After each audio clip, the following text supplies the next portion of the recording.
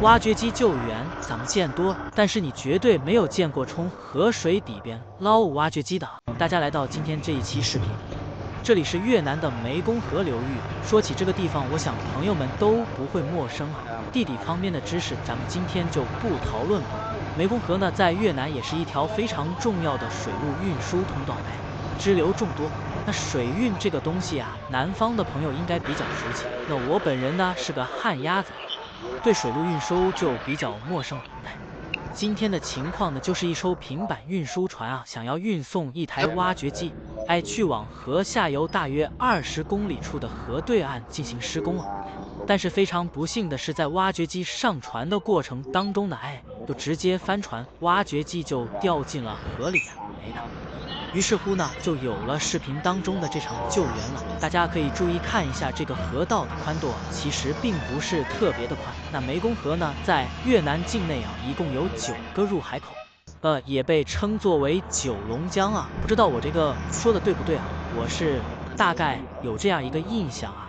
那这个肯定不是主河道了，它这河道的宽度并不是特别宽，但是啊，这个深度绝对是不低于5到6米啊。要不然那个挖掘机啊也用不着用这个浮萍，我们姑且把这黑色的橡胶瓶子叫为浮萍吧，用它来进行漂浮的牵引啊。而另外呢，还要用一台挖掘机要固定住。现在大家可以看到，在这些黑色橡胶瓶子的作用之下呢，这台挖掘机啊并没有沉底啊，并没有触底的一个情况，而是在河水当中飘着。那远处呢，一根绳子拴在挖掘机的大臂上，另外啊，在瓶子这个方向呢，有一台挖掘机的挖筒，上面也挂好了钢丝啊，一直在提着这台挖掘机，以防它沉到河底。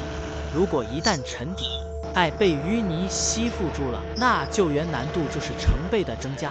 咱们呢，接下来就来看看这一期的救援的一个整体的过程和匪逃勇这些越南人是怎么样一个救援的思路呢？首先咱们简单的说一下啊，就是要把这台挖掘机用这个瓶子让它漂浮起来，不至于沉底。第二一点呢，就是要拖着这台挖掘机啊，没错，你没听错，就是在河道里边让它飘得住啊，拖着这台挖掘机向下游我方便上岸的地方行进。大家可以看到这个位置周围不是人家的房子啊，就是人家的小码头，旁边还有停着船，这里还有吃瓜群众在这边看热闹。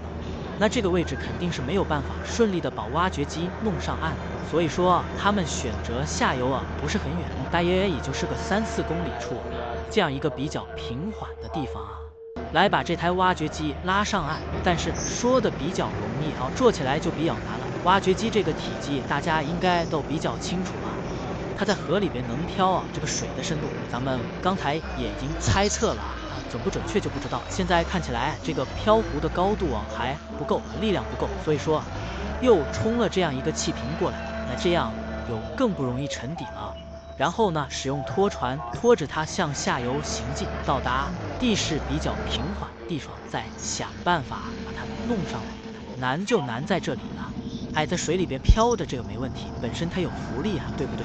但是你要往岸上拖这挖掘机的底部它又不规则，又有履带，还有驾驶室，现在是什么样一个姿态看的也不是特别的清楚。那往岸上拉一定就会触底，这个难度就比较大。行了，说了这么多了，咱们接下来就来看看那个往下游牵引的这个过程顺不顺利，能不能上岸，这才是最重要的。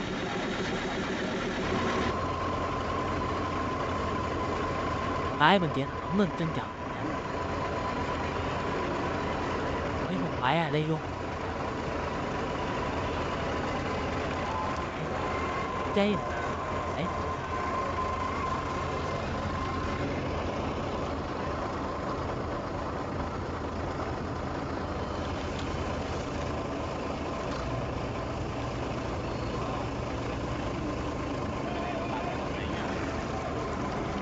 用了也扬点。视频当中在河道里边一直有一位穿着橘黄色 T 恤的大哥拿了一根水管子左面浇，右面浇一浇这个具体是在做什么，我就有点没太搞清楚了我也研究了半天。你要说是往下冲泥巴，这个显然不是那么回事啊！这挖掘机都掉到水里边了，难道还要清洗一下吗？别嘛，看。哎，属实这操作是没有看明白啊，不知道各位朋友们有没有知道啊？有没有看出来这橘黄色 T 恤大哥啊，拿这个水管子在这干嘛？难道真是往下冲泥巴？啊，这泥巴能占多少重量？感觉不是那么回事。行了，现在呢，拖船啊已经把绳子和挖掘机的大臂上面油缸那个位置啊连接好了。那另外的一台平板运输船啊，上面停着一台挖掘机，然后用它的大臂啊在提着水里边这台挖掘机。还有啊，借助这些橡胶大罐子的浮力啊，这台挖掘机的目前啊就是一个半漂浮的状态啊，肯定是没有触底的。现在啊就可以拉着它顺利的往下游运动。不过啊，这个过程当中呢，大家可以注意一下啊，不光有这台挖掘机在提着，而且在这台沉底的挖掘机后面啊，还有一个这个起重装置啊，感觉是个山脚架，也不知道是个什么，应该是一台专业的救援船只啊。它也在提着这台挖掘机，但难就难在这个拖船、挖掘机还有2台提着的这个船只哦，要配合好了，一起向前行进。如果这配合出现失误啊，那就解体啊，对不对？估计就又沉到河里边了。所以说这个还不能着急啊，要慢慢来。3台船不对，3条船啊，这个动作要统一协调，慢慢的向前行进。现在啊，已经拉着这台挖掘机往前缓慢的移动了。咱们接下来就来看看到了下游啊上岸地点的位置啊都是如何操作的，这才是最为难的一个部分了。行，咱们继续往下看。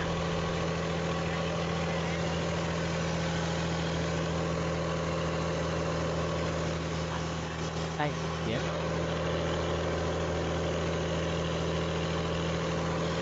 翻板出口。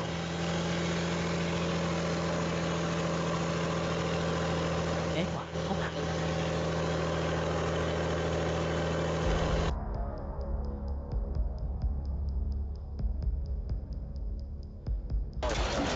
好，喂，来导弹。好，太低。喂，好，口水。好，靠，狗扁飞偏的囊米。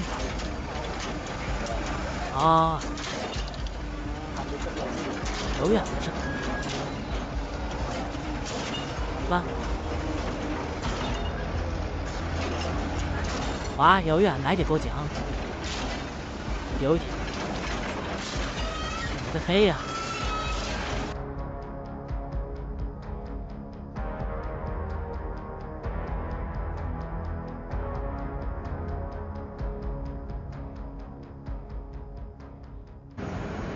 经过了将近40分钟的缓慢前进啊，终于是到了一个下游啊，他们认为比较容易登陆的地方。一个高架桥的下边啊，也不知道这位置是咋选的。那离这么近就有一座桥，当初为什么不采用陆路运输的方式啊？用这个板车把它拉过去多好。咱们也不知道人家这个有水路运输的地方到底是咋想的。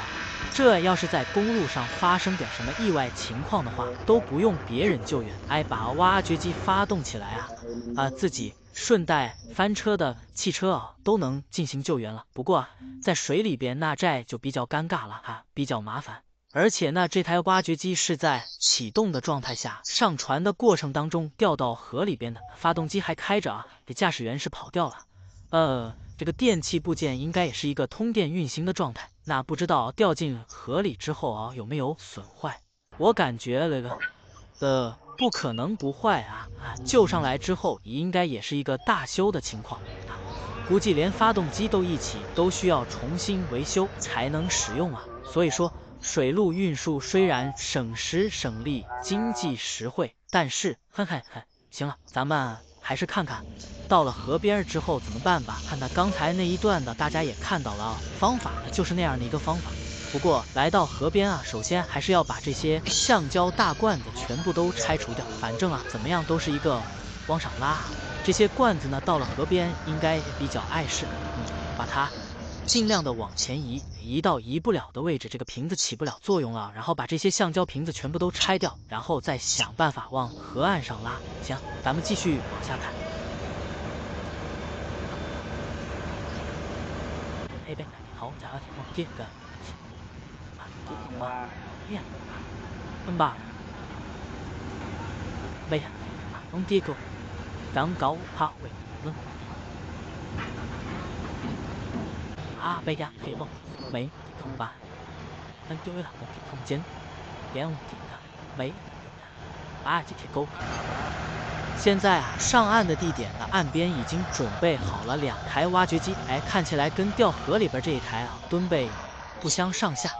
那有些朋友这个时候就比较好奇了啊，放眼望去啊，这为什么越南的这挖掘机上面连个棚子都没有啊，连个驾驶室都没有？这一点，我从2个方面进行一下分析吧。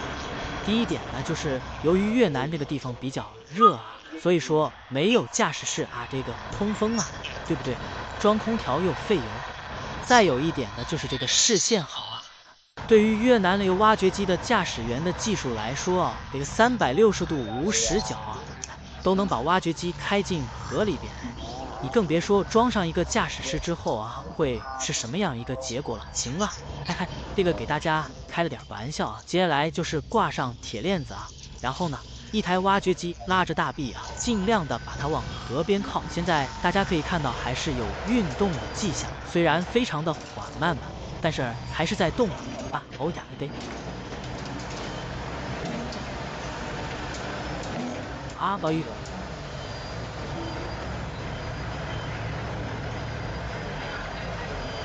别忙吧，干着。得啦了，咱们会考那个吧。哎呀，可以，买点不到头浪的啦，累垮回家了。看起来这黑色的橡胶瓶子啊，现在是稍稍的有一点碍事了，而且它们的浮力也起不到任何的作用了。那这台挖掘机现在距离河岸啊，真的是非常的近了，大概只有3-4米左右的这样一个距离。那到底能不能救援成功呢？这个现在谁也不敢说啊。别看就这么点距离，现在开始拆除这些黑色的橡胶瓶子，能不能顺利的从水里边把这台挖掘机给它捞上岸呢？这个咱们下期节目继续啊。